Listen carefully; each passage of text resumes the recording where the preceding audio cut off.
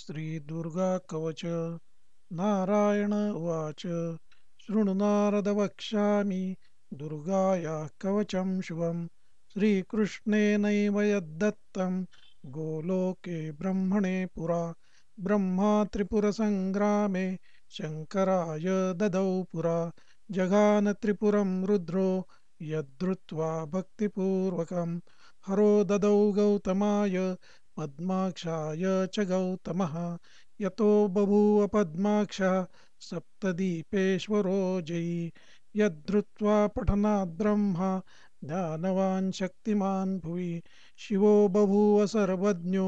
योगिनां च गुरुः यतः शिवतुल्यो गौतमश्च बभूव मुनिसत्तमः ब्रह्माण्डविजयस्यास्य कवचस्य प्रजापतिः ऋषिश्छन्दश्च गायत्री देवी दुर्गतिनाशिनी ब्रह्माण्डविजये चैव विनियोगः प्रकीर्तितः पुण्यतीर्थं च महतां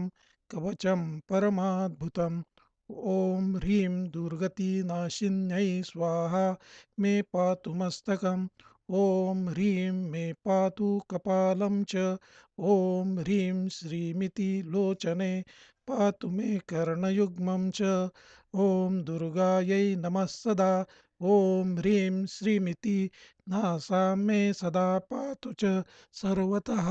ह्रीं श्रीं हुमिति दन्तानि पातु क्लीं ओष्ठयुग्मकं क्रीं क्रीं क्रीं पातु कण्ठं च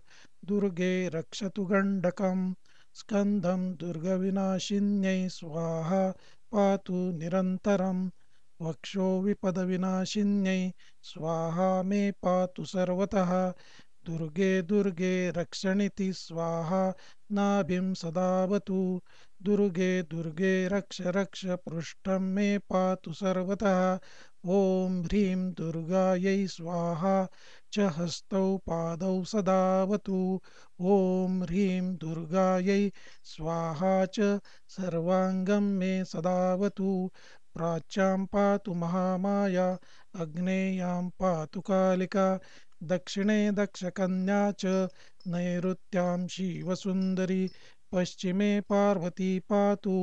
वाराही वारुणे सदा कुबेरमाता कौबेयाम् ईशान्यम् ईश्वरी सदा ऊर्ध्वे नारायणी पातु अम्बिकाधः सदावतु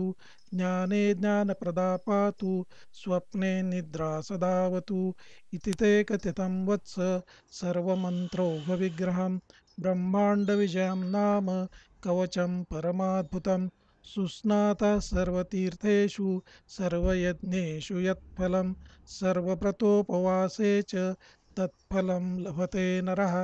गुरुमभ्यर्च्य विधिवत् वस्त्रालङ्कारचन्दनैः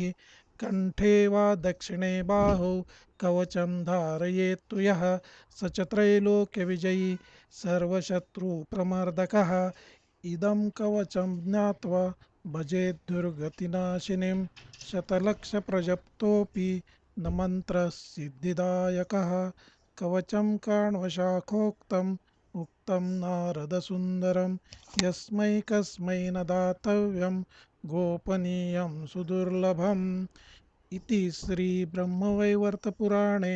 गणपतिखण्डे श्रीदुर्गाकवचस्तोत्रं सम्पूर्णम्।